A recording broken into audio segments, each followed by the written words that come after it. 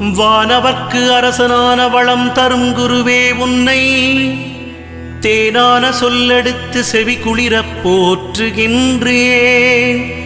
காணாத இன்பம் யாவும் காண நீ வழிவகுப்பாய். மீனமும் தனுசுமுந்தன் மேலான வீடதாகும். பொன்னிறமுல்லையொடு புஷ்பராகத்தை ஏற்றாய். வண்ணத்தில் மஞ்சள் கொண்டாய். மரத்தினில் அரசை ஏற்றாய். எண்ணத்தில் நிற்கும் தேவா எளிதினில் வெற்றிதாராய். மண்ணினில் 16 ஆண்டை மறவாமல் நீயும் ஏற்றாய். சுண்டல் நைவேத்தியத்தால் தொல்லைகள் தீர்ப்பவன் நீ.